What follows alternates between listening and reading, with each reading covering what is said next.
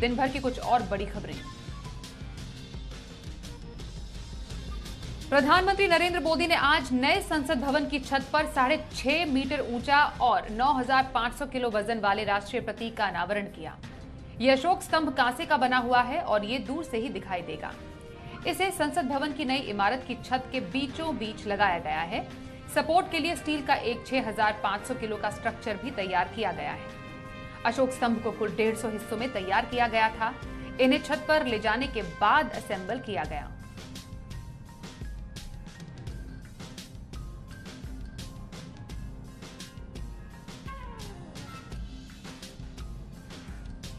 इधर कांग्रेस के अंतरिम अध्यक्ष सोनिया गांधी को ईडी ने फिर से समन भेजकर पूछताछ के लिए बुलाया है। सूत्रों के मुताबिक ईडी ने नेशनल हेराल्ड से जुड़े कथित मनी लॉन्ड्रिंग के मामले में सोनिया गांधी को 21 जुलाई को पूछताछ के लिए पेश होने को कहा है। इससे पहले सोनिया गांधी ने ईडी से कुछ और दिनों की मोहलत मांगी थी। बताया गया था कि कोरोना से जूझ रही सोनिया गांधी को डॉक्टरों ने आराम करने की सलाह दी थी। इस मामले में राहुल गांधी से 5 दिन में करीब 50 घंटे की पूछताछ हो चुकी है। वहीं गोवा में विधायकों को बागी होने से रोकने के लिए कांग्रेस हाईकमान सक्रिय हो गई है। सोनिया गांधी ने विधायकों से बातचीत के लिए मुकुल वासनिक को पणजी भेजा। साथ ही कांग्रेस ने ताबड़तोड़ माइकल लोबो को विधानसभा में विपक्ष के नेता पद से हटा भी दिया। कांग्रेस ने आरोप लगाया था कि लोबो और दिगंबर कामत ने बीजेपी के साथ मिलकर दल बदल की साजिश रची। उधर लोबो ने कहा कि उन्होंने खुद पार्टी नेतृत्व से उन्हें विपक्ष के नेता पद से हटाने को कहा था, क्योंकि उनके खिलाफ कई मुद्दे उठाए गए हैं। इधर महाराष्ट्र राजनीति भी चरम पर है। शिंदे गुट को सुप्रीम कोर्ट से बड़ी राहत मिली है। सुप्रीम कोर्ट ने शिंदे गुट के 16 विधायकों की अयोग्यता मामले में सुनवाई को फिलहाल टाल दिया है। कोर्ट ने कहा कि इस मामले में बेंच गठित की जाएगी, जिसमें समय लगेगा। इसके अलावा कोर्ट ने उद्धव गुट को भी राहत देते हुए महाराष्ट्र विधानसभा स्पीकर को आदेश दिया है कि जब तक मामले में सुनवाई पूरी नहीं हो जाती, स्पीकर कोई निर्णय नहीं लेंगे।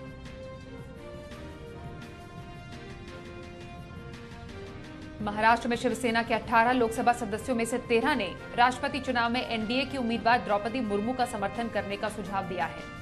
पार्टी सांसदों की उद्धव ठाकरे के आवास मातोश्री में हुई बैठक में उन्होंने मुर्मू को समर्थन देने की इच्छा जताई। हालांकि अंतिम निर्णय उद्धव पर ही छोड़ दिया गया है।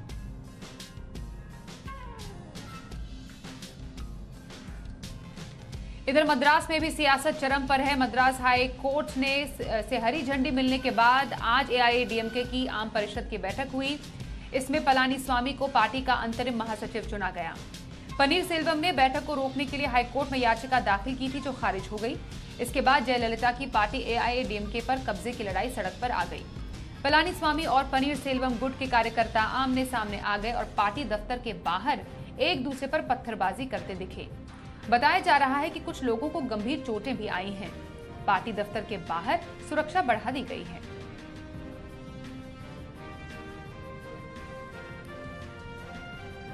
उन्नीस सौ 93 के मुंबई ब्लास्ट मामले की सुनवाई करते हुए सुप्रीम कोर्ट ने कहा है कि गैंगस्टर अबू सलेम को 25 साल से ज्यादा जेल में नहीं रखा जा सकता है।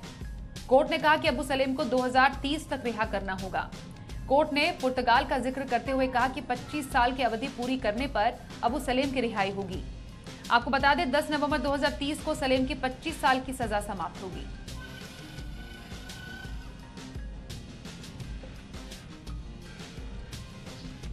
सुप्रीम कोर्ट ने पंजाबी सिंगर और कांग्रेस नेता सिद्धू मूसेवाला की हत्या के मामले की सीबीआई जांच कराने की मांग खारिज कर दी है। साथ ही कोर्ट ने इस मामले का राजनीतिकरण न करने की नसीहत भी दी है। 2 याचिकाओं पर सुनवाई करते हुए सुप्रीम कोर्ट ने ये टिप्पणी की है। इनमें से एक को गैंगस्टर लॉरेंस बिश्नोई के पिता ने दायर किया था। इस याचिका को मूसेवाला कांग्रेस के नेता भी थे, जिनकी सुरक्षा राज्य सरकार ने वापस ले ली थी। मई के आखिरी सप्ताह में पंजाब के मानसा जिले में मूसेवाला पर हमला हुआ था, जिनमें उनकी मौत हो गई थी।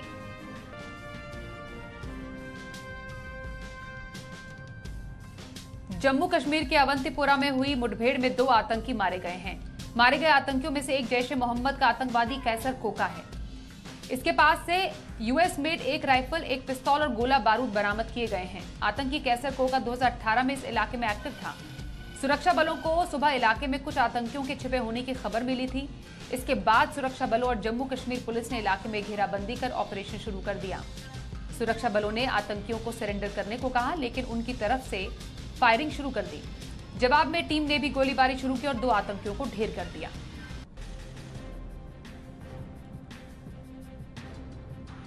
ऑट न्यूज के को फाउंडर मोहम्मद जुबैर को फिलहाल राहत नहीं मिल रही। उत्तर प्रदेश के लखीमपुर कोर्ट ने जुबैर को 14 दिन की न्यायिक हिरासत में भेज दिया है। जुबैर के खिलाफ लखीमपुर में सितंबर 2021 में केस दर्ज किया गया था। ये केस एक प्राइवेट चैनल के खिलाफ ट्वीट करने पर दर्ज किया गया था। जुबैर की जमानत अर्जी पर अब 13 जुलाई को सुनवाई होगी। जुबैर को दिल्ली पुलिस ने 27 जून को गिरफ्तार किया था। उसके ऊपर धार्मिक भावनाओं को भड़काने वाले ट्वीट करने का आरोप है।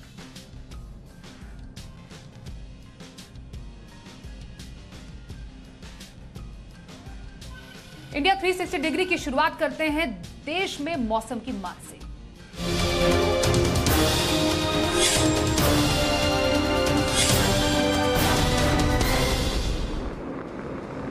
देश के कई हिस्से मौसम की मार झेल रहे हैं। गुजरात, महाराष्ट्र, आंध्र प्रदेश और तमिलनाडु में बारिश ने हाहाकार मचा रखा है। गुजरात के कई हिस्सों में जोरदार बारिश ने जनजीवन बेहाल कर दिया है। यहां के कई इलाकों में तेज बारिश से जलभराव हो गया है। सड़कें पानी में डूबी हुई हैं। वहीं मूसलाधार बारिश से तापी में पुल भी बह गया। देश के कई हिस्सों में बारिश का येलो अलर्ट जारी किया गया है। महाराष्ट्र में 3 दिन तक बारिश का अलर्ट है, तो दिल्ली एनसीआर में हल्की बारिश की संभावना है। मौसम विभाग ने अगले 5 दिनों के लिए भारी बारिश का अलर्ट जारी किया है।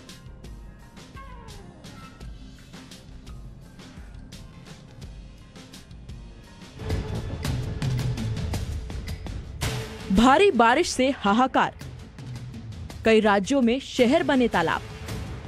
दिल्ली एनसीआर में लोग जहां बारिश को तरस रहे हैं, वहीं देश के कई हिस्सों में भारी बारिश ने कहर बरपा रखा है। गुजरात के अहमदाबाद की ये तस्वीरें देखिए। लगातार बारिश के चलते सड़कों पर जल भराव हो गया है। निचले इलाकों में जल भराव से सामान्य जीवन अस्त व्यस्त हो गया है। जल भराव होने से कई गाड़ियां फंस गई हैं। भारी बारिश की वजह से शहर के 4 अंडरपास बंद करने पड़े। प्रशासन ने सावधानी बरतते हुए सोमवार को शहर के सारे स्कूल बंद करने का फैसला किया है। दक्षिण गुजरात के कई हिस्सों में रविवार को जमकर बारिश हुई। वलसाड़ और नवसारी में नदियों का जलस्तर बढ़ गया है। इससे निचले इलाकों में पानी भर गया है और नवसारी में 700 से ज्यादा लोगों को सुरक्षित स्थानों पर पहुंचाना पड़ा है। राहत और बचाव कार्य के लिए एनडीआरएफ ने जिम्मेदारी संभाल ली है। बारिश की वजह से गुजरात में कई नदियां खतरे के निशान से ऊपर बह रही हैं। मौसम विभाग ने दक्षिण गुजरात और सौराष्ट्र के कई जिलों में भारी से बहुत भारी बारिश होने की संभावना जताई है। वहीं छत्तीसगढ़ में भी बारिश ने कहर बरपाया है। बीजापुर की ये तस्वीर देखिए, कैसे चावल से भरा ट्रक पानी के तेज बहाव में समा गया है। बरसाती नाले को पार करते वक्त तकनीकी खराबी के कारण ट्रक का इंजन बंद हो गया था। जैसे जैसे पानी का बहाव तेज हुआ, वैसे ही ट्रक के पहिए खिसकने लगे और कुछ देर बाद पूरा ट्रक पानी में समा गया। तेलंगाना में भारी बारिश के पूर्वानुमान को देखते हुए सरकार ने आज से 3 दिन की छुट्टी का ऐलान किया है। राज्य भर में स्कूल 3 दिनों तक बंद रहेंगे। साथ ही राज्य सरकार ने सभी जिलों में अधिकारियों को किसी भी तरह की स्थिति से निपटने के लिए अलर्ट रहने के निर्देश दिए हैं। इसके अलावा 13 जुलाई तक 34 MMTS ट्रेनों को रद्द कर दिया गया है। ब्यूरो रिपोर्ट, जी मीडिया। आइए अब वक्त हो गया है इंडिया 360 डिग्री खास पेशकश का। मामला क्या है?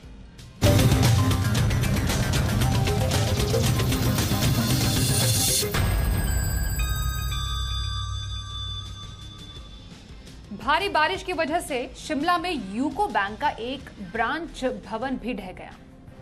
वैसे पहली बार नहीं है जब कोई बैंक ब्रांच प्राकृतिक आपदा की भेंट चढ़ा हो, और जब भी कोई ब्रांच प्राकृतिक आपदा की भेंट चढ़ता है या फिर ब्रांच में चोरी होती है, तो सबके मन में सवाल उठता है कि उस ब्रांच में रखे लॉकर का क्या होगा।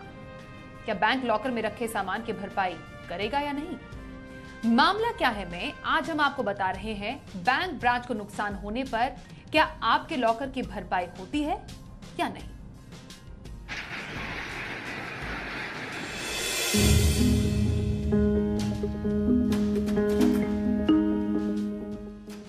हिमाचल प्रदेश के शिमला में बीते दिन ये 4 मंजिला भवन ढह गया। इस भवन में यूको बैंक की ब्रांच भी थी। ब्रांच के जमींदोज होने के बाद ग्राहकों के अपने लॉकर और पैसे को लेकर टेंशन बढ़ गई थी। हालांकि अच्छी बात यह है कि मलबे में दबे लॉकर और एटीएम से पैसे निकाल लिए गए हैं, लेकिन आपके मन में ये जरूर ये सवाल उठ रहा होगा कि अगर ब्रांच के लॉकर भी आपदा में नष्ट हो जाते हैं तो आपके कीमती सामान का क्या होता है? और इस सवाल का जवाब छुपा है बैंक लॉकर के नियमों में। भारतीय रिजर्व बैंक ने इसी साल की शुरुआत में नए लॉकर नियम लागू किए। इन नियमों में बैंक के साथ ही ग्राहक की भी जवाबदेही तय कर दी गई। सबसे पहले बात करते हैं बैंकों की जवाबदेही की। आरबीआई के नियम के मुताबिक जिस रूम में लॉकर रखे गए हैं वहां बैंकों को सीसीटीवी के जरिए मॉनिटरिंग करनी होगी।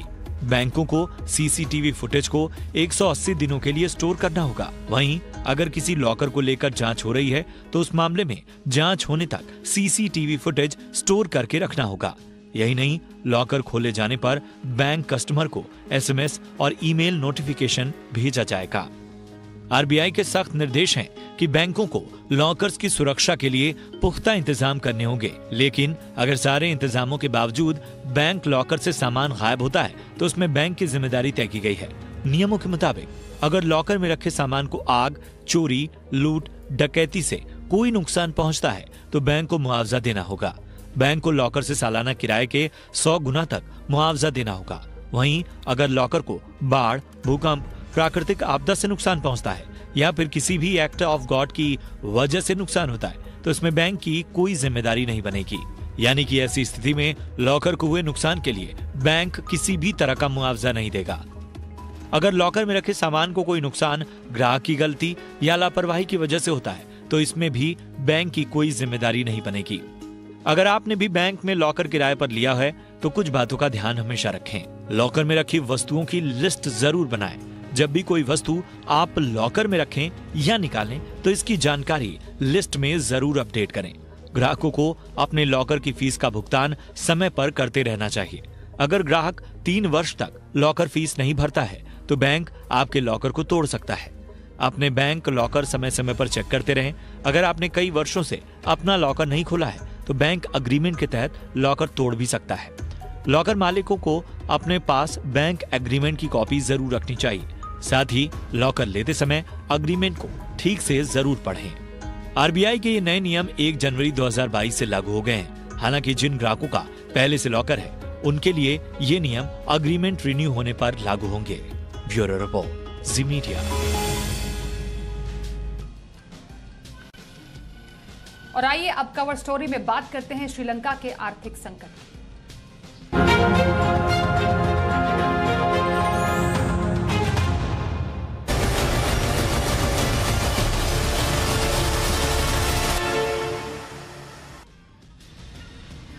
भारत के पड़ोसी देश श्रीलंका में आर्थिक संकट की आग अब राजनीतिक संकट तक पहुंच चुकी है। यहां का पूरा सिस्टम कोलैप्स कर चुका है। जनता बगावत पर उतरी है और राष्ट्रपति प्रधानमंत्री के घरों पर भीड़ कब्जा जमा चुकी है। देश के राष्ट्रपति गोटबाया राजपक्षे देश छोड़ चुके हैं तो वहीं दूसरे नेता भी गायब हैं। एक तरफ प्रदर्शनकारी और नेता हैं तो दूसरी तरफ आम जनता है जो एक वक्त के खाने के लिए भी तरस रही है। श्रीलंका के मौजूदा हालात पर नजर डालें तो आर्थिक संकट के बीच नए राष्ट्रपति के चुनाव की तारीख का ऐलान कर दिया गया है। स्थानीय मीडिया ने स्पीकर महिंदा यापा अभयवर्धने के हवाले से बताया कि राष्ट्रपति पद के लिए 18 जुलाई तक नामांकन किए जा सकेंगे। इसके बाद 20 जुलाई को इस पद के लिए वोटिंग होगी। स्थानीय मीडिया ने स्पीकर के हवाले से बताया कि गोटबाया राजपक्षे एक पड़ोसी देश में है और वो बुधवार तक वापसी करेंगे। स्पीकर ने बताया कि सभी दलों के नेताओं ने राष्ट्रपति के इस्तीफे के बाद 15 जुलाई को संसद बुलाने का फैसला किया। उन्होंने बताया कि सांसदों ने आज अंतरिम सर्वदलीय सरकार के लिए संसद की आर्थिक समिति के सामने एक योजना पेश की है जो 8 जुलाई को हुई चर्चाओं पर आधारित थी। आपको बता दें, राष्ट्रपति गोटबाया राजपक्षे इस्तीफा देने को तैयार हो गए हैं। प्रधानमंत्री रनिल विक्रमसिंघे ने भी इस्तीफे की पेशकश कर दी है। ऐसे में अब यहां सर्वदलीय सरकार बनाने की तैयारी शुरू हो चुकी है। राष्ट्रपति भवन में प्रदर्शनकारियों का कब्जा है। पूरी बात घूम फिरकर अब विपक्ष पर आ गई है। लेकिन एक बात तय है कि श्रीलंका में खड़ा हुआ आर्थिक संकट जल्द नहीं खत्म होने वाला। दरअसल यहां हालात बद से बदतर हो चुके हैं। लोग रोजमर्रा की जरूरतें भी पूरा नहीं कर पा रहे। ज्यादातर पेट्रोल पंपों पर अब पेट्रोल नहीं मिल रहा और इक्के दुक्के पंपों पर जहां मिल भी रहा है वहां पर 2 से 3 दिन तक लाइनें लग रही हैं। सरकार के पास जरूरी सेवाओं और सुविधाओं के लिए भी पैसे नहीं हैं। अस्पतालों में दवाएं नहीं है, देश में खाना नहीं है। हालात इतने बुरे हैं कि सरकारी कार्यालय, स्कूल बंद करने पड़े हैं।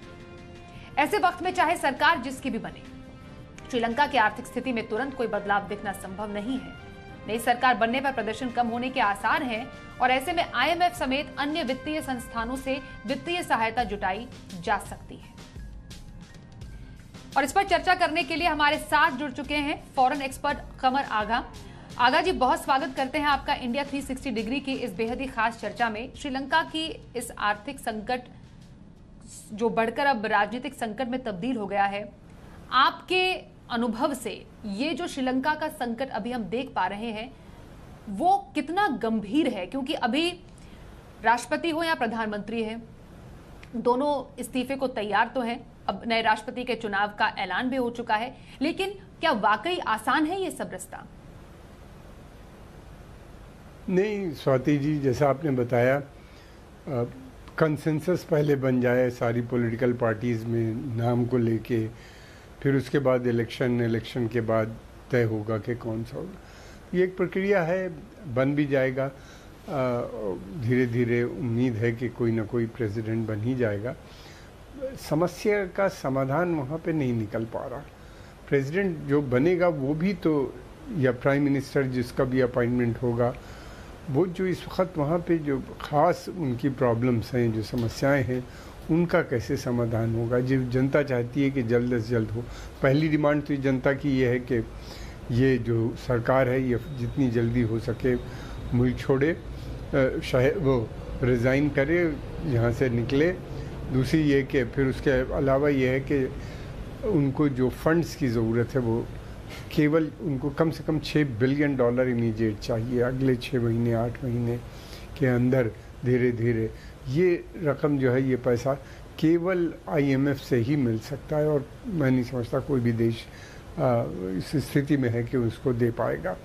तो सारा मतलब ये है कि फिर IMF से पैसा लेने के लिए उनकी अलग शर्तें होती हैं। जब गवर्नमेंट होगी, नई गवर्नमेंट आएगी, बात करेंगी, पार्लियामेंट से पास होगा, उसके बाद प्रक्रिया बातचीत का दौर शुरू होगा। इसमें समय लगता है, समय उनके पास है नहीं। इसलिए कि जैसा आपकी रिपोर्ट में था कि न तेल पेट्रोल है उनके पास, न उनके पास दवाएं हैं, न उनके पास खाद्य सामग्री में भी कमी हो गई है। तो हर चीज़ की है, पूरी तरीके से ये सरकार फेल हो चुकी है। एक फेल गवर्नमेंट थी इनकी, और ये काफ़ी दिनों से फेल हो रही थी। और वहाँ पे प्रदर्शन और जनता वहाँ पे डिमांड भी कर रही थी चेंज के लिए, मगर राजपक्सा की जो सरकार थी वो टस से मस नहीं हो रही थी। किसी सूरत से इनकी डिमांड सुनने पे राज़ी नहीं थी, डिज़ाइन करने पे नहीं थी। बाद में फिर जनता ने स्वयं अपने हाथ में सब चीज़ें ले ली हैं। जनता का प्रेशर ही के कारण मैं समझता हूँ कि प्रेसिडेंट राजपक्सा और फिर उसके बाद रानिल विक्रमसिंघे ने रिज़ाइन किया, यानी प्रेसिडेंट और प्राइम मिनिस्टर दोनों रिज़ाइन करने पे राज़ी हो गए हैं। तो अब एक नई प्रक्रिया शुरू होगी जिसमें मैं समझता हूँ बन जाएंगे प्रेसिडेंट, फिर उसके बाद देखा जाएगा कि कैसे हल। मैं समझता हूँ प्रेसिडेंट अगर बन जाएगा तो थोड़ी रिलीफ इनको हो सकता है कि क्रेडिट पे कुछ तेल या खाद्य सामग्री कुछ देशों से इनको मिल पाए। अभी तक तो केवल इंडिया इनकी मदद कर रहा है, उसकी भी एक लिमिट है कि कितनी मदद की जाए। इसलिए कि जब तक कि वहाँ पे परमानेंट सोल्यूशन नहीं होता तब तक ज़रा मुश्किल है। करप्शन बहुत है, इनएफिशिएंट ब्यूरोक्रेसी है, और मुल्क के हालात आप देख ही रहे हैं किस तरह के।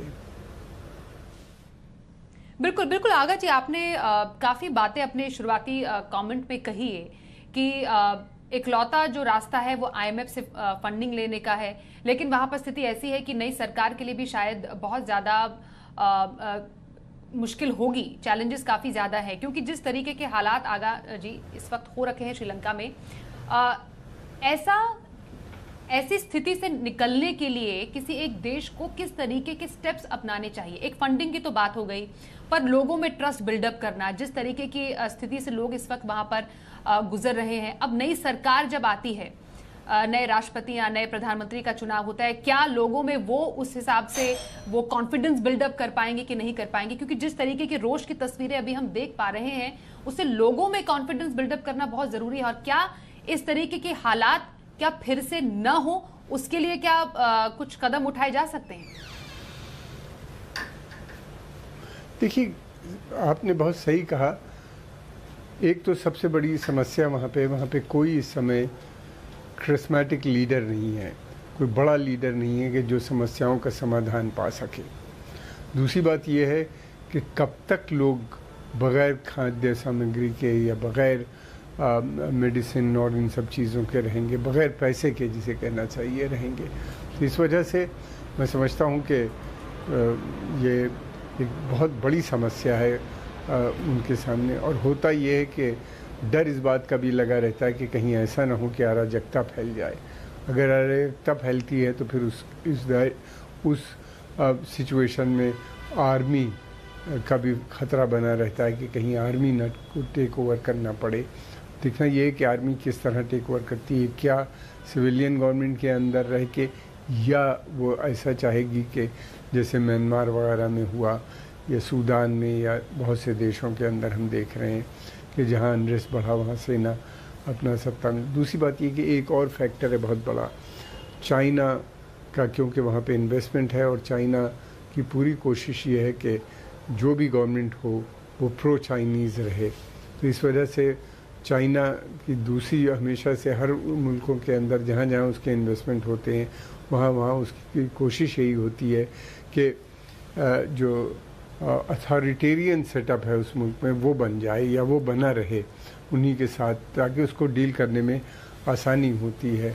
और बहुत से सवाल हैं, ये बड़ी जटिल समस्या है, इस पर क्या होगा ये कहना अभी मुश्किल है, लेकिन मैं समझता हूँ कि हम लोगों को बहुत सी चीज़ें पे ध्यान देने की ज़रूरत है।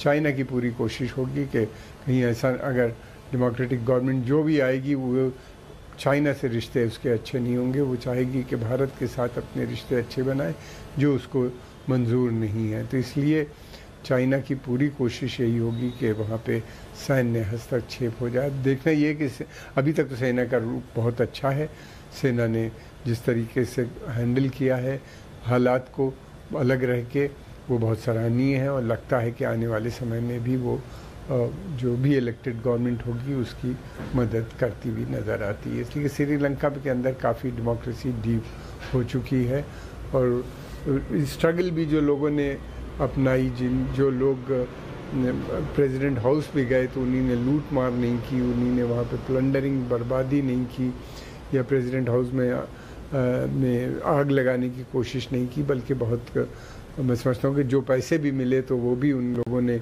पुलिस को बुला के हैंड ओवर कर दिए। तो इस तरीके से लगता, लेकिन ये है कि कब तक आदमी भूखा रहेगा, कब तक आदमी बग़ैर पेट्रोल के और बग़ैर ऊर्जा के मुल्क चल सकता है। इसलिए कि अगर पेट्रोल और गैस नहीं होगी तो फिर दूसरी समस्याएं, बिजली की भी उनके यहाँ समस्या बहुत बड़ी है, पावर नहीं है तो फैक्ट्रियाँ नहीं है चल पा रही, तो पूरा सिस्टम बदलना पड़ेगा, पूरा नया निज़ाम जिसे कहना चाहिए, नया सब कुछ खड़ा करना पड़ेगा।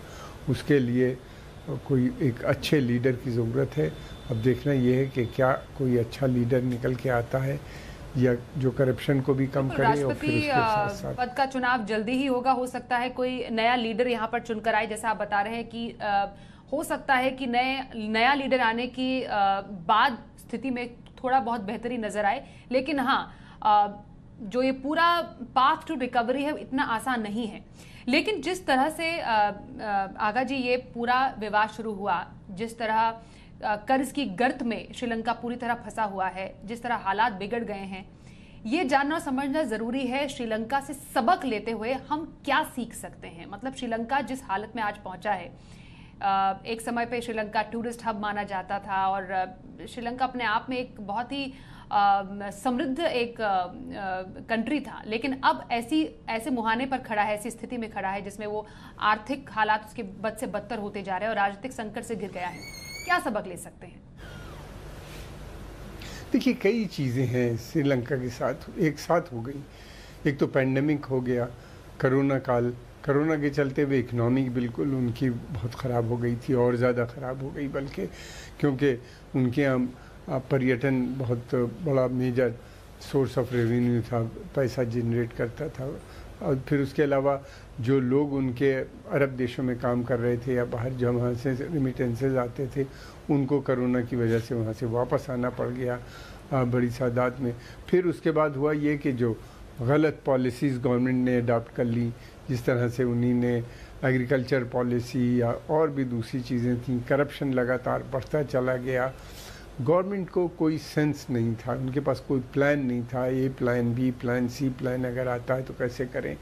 वो लोग हमेशा गवर्नमेंट का जो था, राज्यपक्सा गवर्नमेंट का विश्वास जो था वो ये था कि सिक्योरिटी एजेंसीज़, आर्मी की सपोर्ट हमें है, हम सख्ती के साथ सब चीज़ निपट लेंगे और हमें हालत। दूसरी तरफ जो सबसे बड़ी बात हुई, चाइना के ने जो लोन दिए वो अनसस्टेनेबल लोन थे, यानी इतने बड़े लोन दिए जिसको वो एब्जॉर्ब नहीं कर सकते थे।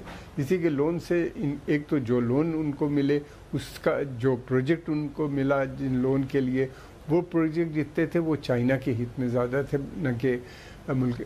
कहा गया कि हम टोटा पोर्ट बनेगा तो बहुत इनकम होगी और इनकम से दुनिया भर की स्टेटिस्टिक्स उनको दी गई, लेकिन हुआ क्या, वो इनकम नहीं हो पाई तो चाइना ने उसके ऊपर कब्ज़ा कर लिया। फिर दूसरे बड़े बड़े जो प्रोजेक्ट लगाए गए उसके अंदर लगता ऐसा है, और बहुत से लोगों का मानना ये था कि करप्शन उसमें इन्वॉल्व था, और जो प्रोजेक्ट थे उसका फ़ायदा केवल चाइना को ही हो रहा है, लोकल लोगों को नहीं हो पा रहा।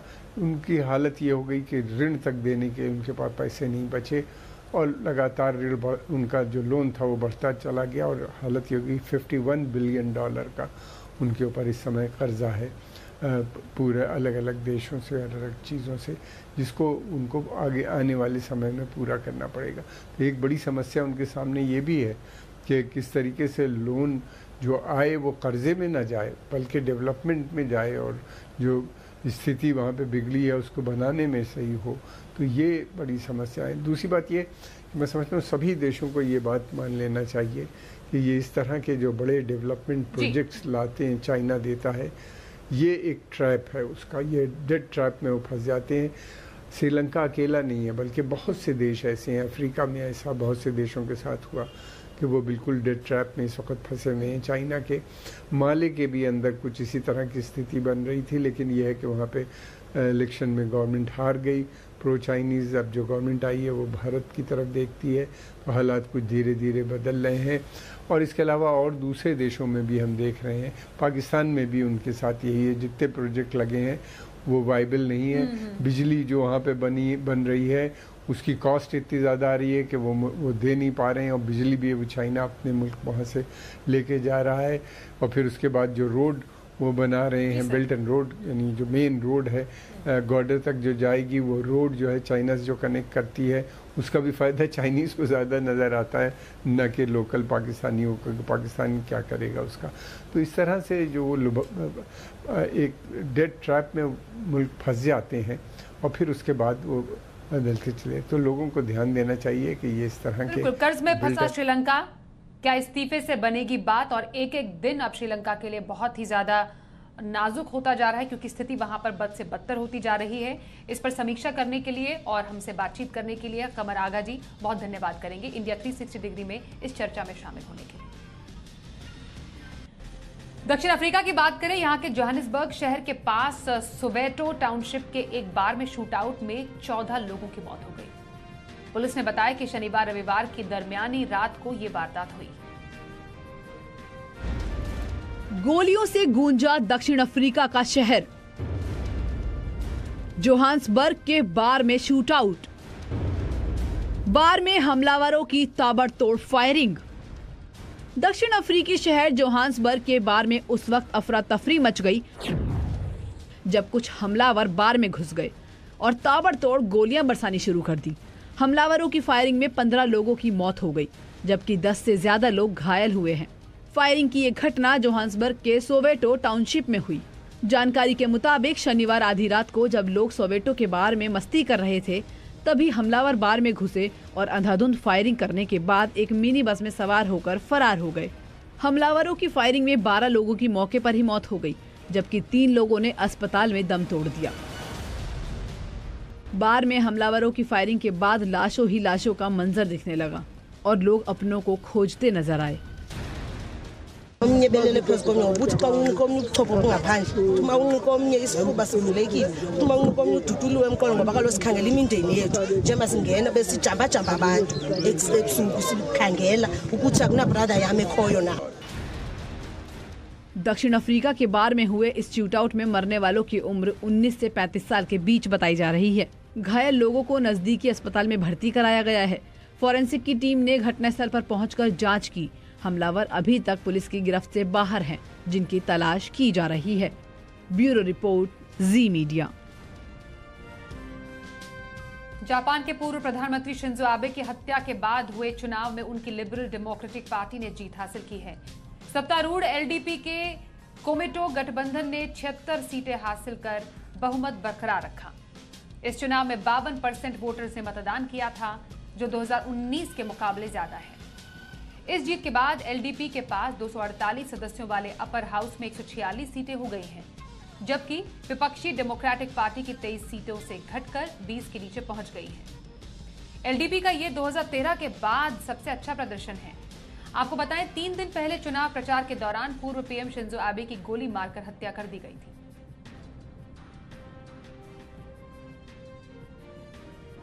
रूस से चल रही लड़ाई के बीच यूक्रेन के राष्ट्रपति वोलोदिमीर ज़ेलेंस्की ने भारत के साथ जर्मनी, चेक गणराज्य, नॉर्वे और हंगरी में यूक्रेन के राजदूतों को बर्खास्त करने की घोषणा की है। यह फैसला किस वजह से लिया गया, ये अभी तक साफ नहीं हो पाया है। वहीं ज़ेलेंस्की ने फिर से दावा किया कि पश्चिमी देशों की मदद से रूसी सेना को वो पीछे खदेड़ कर रहेंगे। युद्ध लंबा खिंचता जा रहा है, लेकिन रूसी सेना अभी तक यूक्रेन पर कब्जा नहीं कर सकी है। फिलहाल मारियोपोल और डोनेट्स्क समेत कई शहरों पर रूस का हमला लगातार जारी है।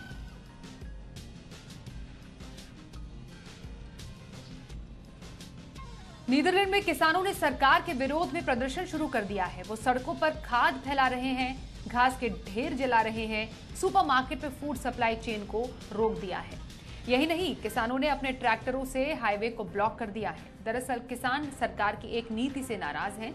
नीदरलैंड की सरकार ने हाल ही में कृषि क्षेत्र से होने वाले नाइट्रोजन उत्सर्जन को कम करने का लक्ष्य बनाया है। वहीं किसानों का कहना है कि सरकार के इस फैसले से खेती और पशुपालन दोनों प्रभावित होंगे।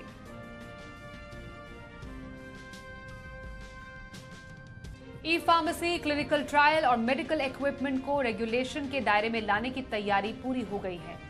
सरकार की ओर से ड्राफ्ट तैयार है और अब इस पर लोगों से सुझाव मांगे गए हैं। इसमें नई दवाओं के research, body implant, medical equipment के क्लिनिकल ट्रायल से होने वाले नुकसान या मौत पर हर्जाना और सजा का प्रावधान है। दवाओं की ऑनलाइन बिक्री को रेगुलेट करने के लिए सरकार क्या कर रही है और क्या क्या करने की जरूरत है, देखिए इस रिपोर्ट में।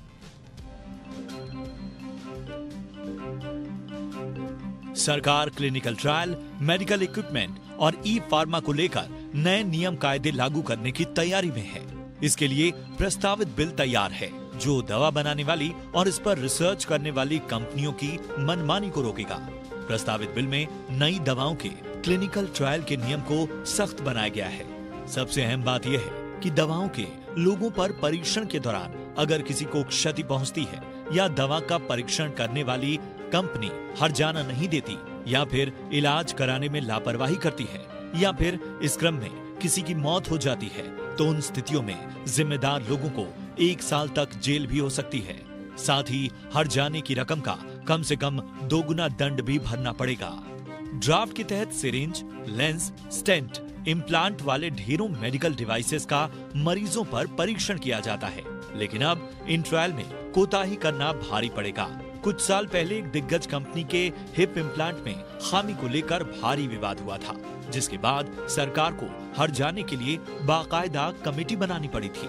ऐसे मेडिकल डिवाइसेस के लिए भी दवाओं की तरह medical devices technical advisory board बनाना होगा, जिसमें तकनीकी एक्सपर्ट होंगे, जिनकी मंजूरी जरूरी होगी।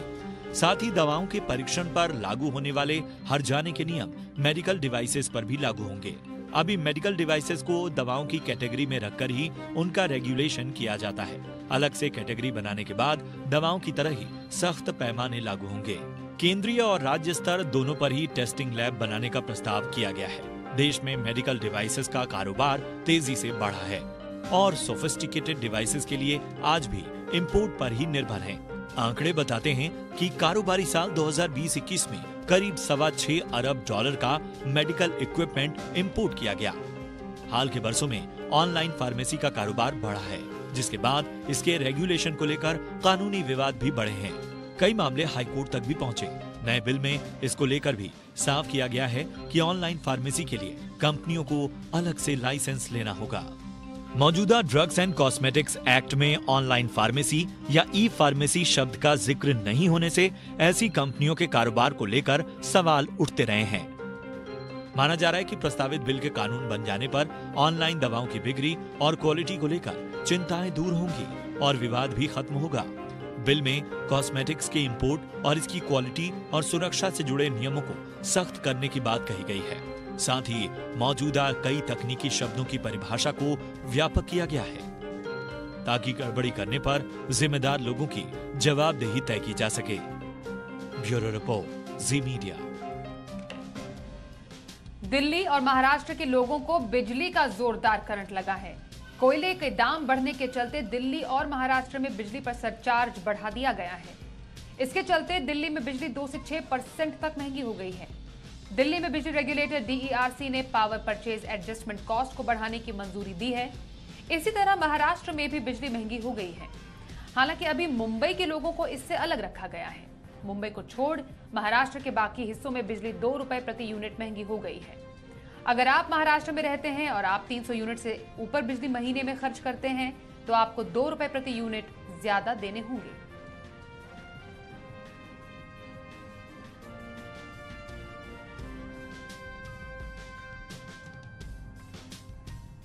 ऑनलाइन ठगी नई नहीं है, मगर ठग इसके जरिए लोगों को खूब ठग रहे हैं। देखिए डिजिटल डकैती से कैसे बचें।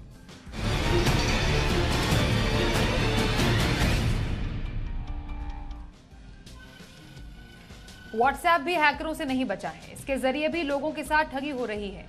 तो कैसे होती है व्हाट्सएप के जरिए ठगी और इससे बचने के उपाय क्या है, देखिए इस रिपोर्ट में।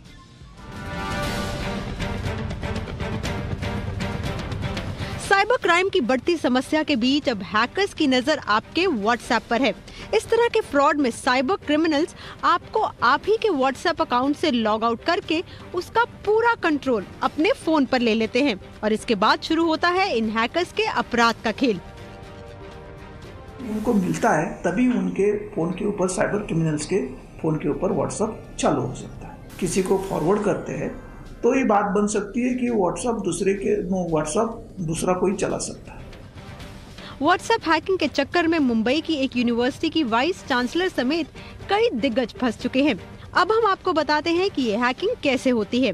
इसमें हैकर आपको किसी ऑफर का लालच देकर कोई ऐसा नंबर डायल करने को कहेगा जो कि 67 या 405 से शुरू होता है। ये दरअसल टेलीकॉम ऑपरेटर्स के वो सर्विस रिक्वेस्ट वाले नंबर होते हैं जिससे कि आपका फोन कॉल फॉरवर्डिंग मोड में चला जाता है। आपका फोन कॉल फॉरवर्डिंग में डालकर हैकर व्हाट्सएप समेत कई ऐप्स का लॉगिन OTP अपने फोन पर लेता है। जो फोन नंबर है आपका, जो सिम का नंबर है, वो वाला फोन इन लोगों के पास उसमें है और इसी का व्हाट्सएप नंबर ये फ्रॉडस्टर के पास होता है और फिर इसके द्वारा ये फ्रॉड करते हैं या इसके द्वारा सोशल इंजीनियरिंग फ्रॉड करते हैं या इसके द्वारा कुछ किसी को अभद्र भेजते हैं या फिर कोई भी क्राइम कर लेते हैं। जानकारों की माने तो हैकिंग अटैक से बचने के लिए लालच में आकर कोई भी ऐसा नंबर डायल ना करें जिसकी शुरुआत **67 या *405 या किसी स्पेशल कैरेक्टर से होती है। सभी ऐप्स पर 2 फैक्टर सिक्योरिटी वेरिफिकेशन को चुनें और किसी के साथ भी कभी भी अपना पासवर्ड, पिन या OTP शेयर मत करें। लालच बुरी बला है, इसीलिए किसी ऐसे अननोन नंबर को डायल मत करें जो कि स्पेशल कैरेक्टर से शुरू होता है। किसी फिशी लिंक को क्लिक मत करें और भूलकर भी अपना OTP या पिन कभी मत शेयर करें, क्योंकि आजकल स्कैमस्टर्स ऐसे तरीके लेकर आ रहे हैं जो सुनने या देखने में बेहद विश्वसनीय लगते हैं, लेकिन उसका मकसद सिर्फ आपका खाता खाली करना होता है। एकता सूरी, जी मीडिया, मुंबई। उत्तराखंड के टिहरी में रविवार को एक बड़ा हादसा होते होते बच गया। टिहरी के सुप्रसिद्ध सुरकंडा देवी मंदिर की रोपवे ट्रॉली अचानक से हवा में रुक गई, जिसके बाद पूरा प्रशासन सख्ते में आ गया। घटना के बाद करीब पौने घंटे तक लोग हवा में यूं ही लटके रहे। टिहरी के विधायक किशोर उपाध्याय भी उनमें शामिल थे। सभी को सुरक्षित बचा लिया गया।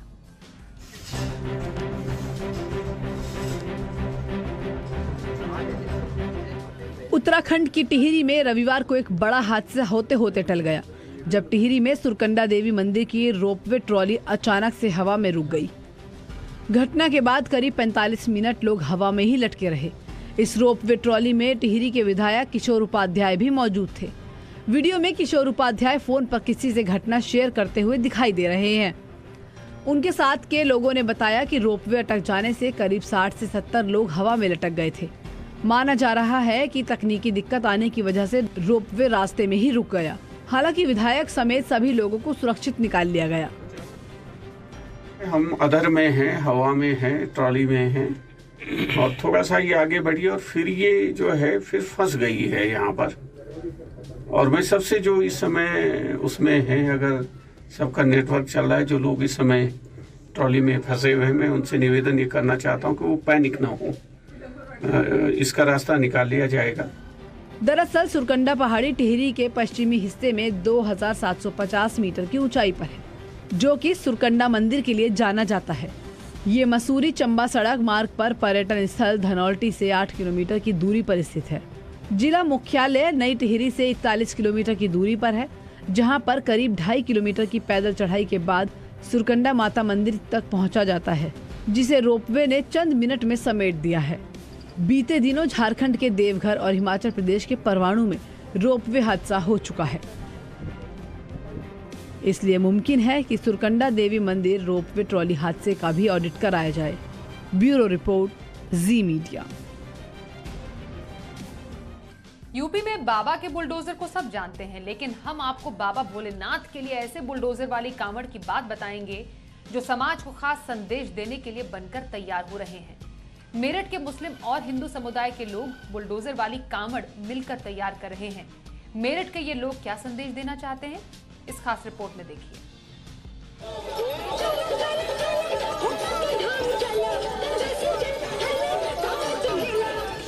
यूपी में बाबा के बुलडोजर को सब जानते हैं। सावन का महीना शुरू होने से पहले अब बाबा भोलेनाथ का बुलडोजर तैयार हो रहा है। मेरठ में बन रहे इस बुलडोजर वाले कांवड़ की चर्चा चारों तरफ हो रही है। योगी बाबा का बुलडोजर अवैध निर्माण को ढहाने की कार्रवाई में शामिल होता है, तो मेरठ में बन रहे बुलडोजर वाले कांवड़ सांप्रदायिक सौहार्द की मिसाल पेश कर रहे हैं। मेरठ में मुस्लिम समुदाय के युवक इस बार जो कांवड़ डिजाइन कर रहे हैं वो बुलडोजर की तरह दिखेंगे।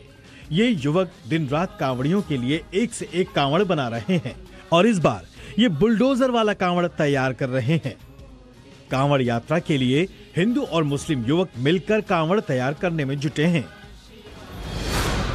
अगले 3 से 4 दिनों में कांवड़ को तैयार कर लिया जाएगा। कांवड़ की लंबाई करीब 15 फीट ऊंची और 7 फीट चौड़ी होगी। कांवड़ में दोनों ओर 2 बुलडोजर लगाए जाएंगे। ये लोग पिछले 10 सालों से हर बार अलग अलग तरह के कांवड़ बनाते हैं। हर साल कांवड़ बनती है यहाँ पे, 10 सालों से ये काम चल रहा है और इस बार कुछ नया सोचा तो इसलिए बुलडोजर वाली जगह बिल्कुल चलेगा। बुलडोजर वाली कांवड़ जी इंशाल्लाह। मेरठ में तैयार हो रहे बुलडोजर वाले कांवड़ को आपसी भाईचारा का संदेश देने के लिए भी तैयार किया जा रहा है। मोहम्मद शान बताते हैं कि वो बाबा के बुलडोजर से प्रभावित हैं और सरकार के काम से खुश भी। हम इस बार बुलडोजर वाली कांवड़ बना रहे हैं। हमारे यहाँ कोई कुछ नहीं कहता, सब भाई भाई की तरह रहते हैं। जितने भी हमारे चाचा वाचा सब कोई कुछ नहीं कहता, सब हम साथ ही रहते हैं। मतलब यूपी की योगी सरकार भी कांवड़ यात्रा सुरक्षित हो इस दिशा में काम कर रही है, जबकि 2 साल बाद कांवड़ लाने जा रहे शिव भक्तों में इस बार उत्साह कहीं ज्यादा है। इस बार 14 जुलाई से कांवड़ यात्रा निकाली जाएगी। ब्यूरो रिपोर्ट, जी मीडिया। बकरीद के दिन यूपी के फतेहपुर में बेहद अजीबोगरीब नजारा देखने को मिला, जब एक ऑटो से पुलिस वाले ने 27 लोगों को गिनकर बाहर निकाला। ये नजारा देखकर पुलिस वाला तो हैरान रह गया। जब आप ये नजारा देखेंगे तो यकीनन आप भी हैरान हुए बिना नहीं रह पाएंगे।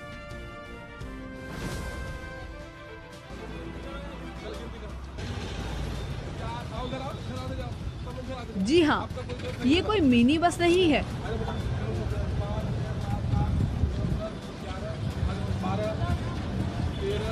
ना ही टेम्पो ट्रेवलर है। ये है वही रोज दिखने वाला ऑटो दिल्ली जैसे शहरों में इस तरह के ऑटो में 3 से ज्यादा सवारी बिठाने का आप सोच भी नहीं सकते। बैठाना तो दूर की बात है, लेकिन ऐसा पूरे भारत में नहीं होता है। जो ऑटो आप अपने टीवी स्क्रीन पर इस वक्त देख रहे हैं, उसमें 3 सवारी नहीं बैठी हैं, बल्कि पूरे 27 लोग बैठे हैं।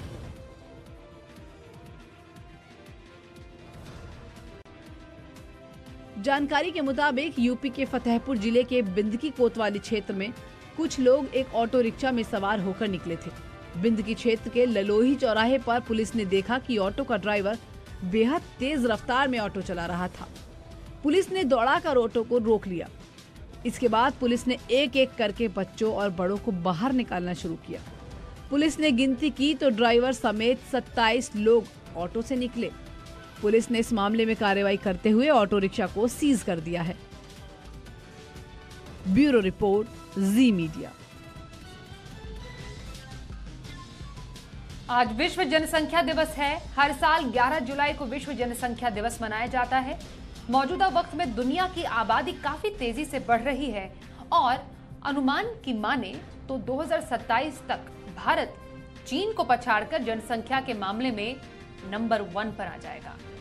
जनसंख्या दिवस पर देखिए बढ़ी आबादी की कहानी आंकड़ों की जुबानी।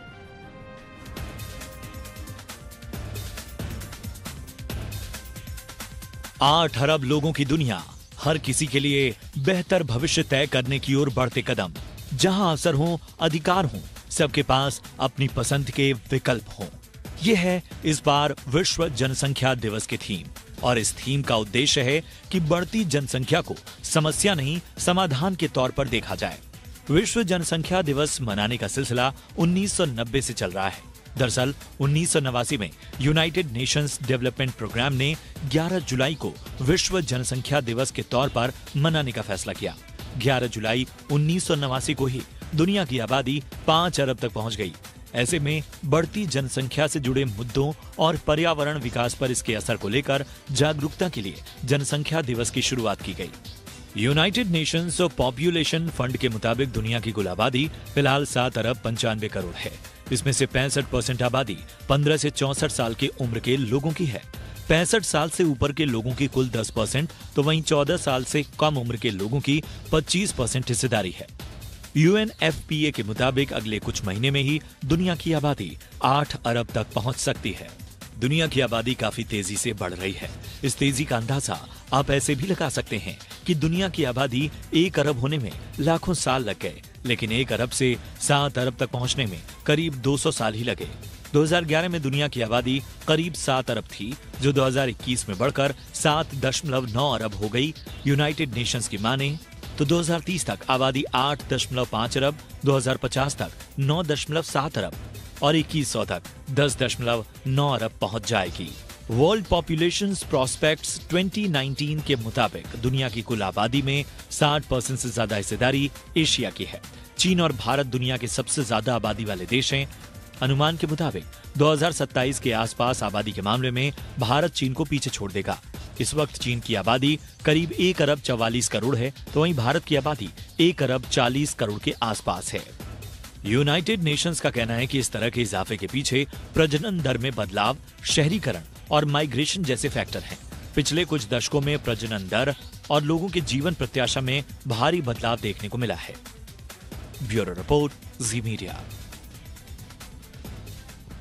आइए अब आपको बाजार का हाल बताएं। कारोबारी हफ्ते के पहले दिन बाजार में उतार चढ़ाव का दौर देखने को मिला। कारोबार के आखिर में निफ्टी में निचले स्तरों से करीब 100 अंकों की रिकवरी दिखी। अंत में निफ्टी 5 अंक गिरकर 16,216 के लेवल पर बंद हुआ। सेंसेक्स 87 अंक टूटकर 54,395 के स्तर पर बंद हुआ। बैंक निफ्टी 346 अंक चढ़कर 35,469 के लेवल पर बंद होने में कामयाब रहा। कल के बाजार पर चर्चा करने के लिए हमारे साथ ट्रेड स्विफ्ट ब्रोकिंग के डायरेक्टर संदीप जैन हैं। संदीप जी, स्वागत करते हैं। आज तो हमने देखा ऑलमोस्ट रेंज बाउंड कारोबार बाजार में रहा देखने को मिला, वो भी हफ्ते के पहले ही कारोबारी दिन। कल के लिए और रेस्ट ऑफ द वीक के लिए क्या हम प्रेडिक्ट करें बाजार की मूवमेंट? बिल्कुल, आज एक अच्छी चीज थी कि नीचे खुलने के बाद जो अच्छे से रिकवर हुए और एक बार तो प्लस में भी आया और फिर बंद होते होते एक नेग्लिजिबल नेगेटिव रिटर्न्स में बंद हुआ market. So which is a good sign. मुझे ऐसा लगता है 16,200 के ऊपर जो बंद हुआ मार्केट, वो कहीं ना कहीं ये तो दिखाता है कि नेगेटिविटी जो मार्केट्स में थी कहीं ना कहीं कम हुई है, और जो FIIs का भी रुझान है, छोटे छोटे फिगर्स आ रहे हैं और वो नेगेटिविटी, लेसर नेगेटिविटी दिखा रहे हैं, पॉजिटिविटी नहीं भी हो तो। सो ओवरऑल बहुत बेरिश नहीं है, जो पहले थोड़ा बेरिशनेस की हमेशा बातें करते थे, और संभाव बहुत बुलिश भी नहीं होना चाहिए क्योंकि एक रेंज है और ये अपने अभी मार्केट अभी भी 100 डेमाज और 200 डेमा के नीचे है। और बट एक चीज अच्छी कि 50 डेमा के ऊपर डिसाइसिवली बंद होने में सक्षम हुआ लास्ट 2-3 ट्रेडिंग सेशंस में। सो मेरे हिसाब से बाय ऑन डिप्स का रणनीति अपनाना चाहिए। बाय ऑन डिप्स नहीं भी करे तो अननेसेसरली शॉर्ट भी नहीं करना चाहिए इन लेवल्स पे, मेरा ऐसा मानना है। सो ओवरऑल मार्केट्स में पॉजिटिविटी दिखती है थोड़ी बहुत। बहुत धन्यवाद संदीप जी, बाज़ार पर अपनी राय देने के लिए। और साथ ही इंडिया 360 डिग्री में आज की इस खास पेशकश में बस इतना ही।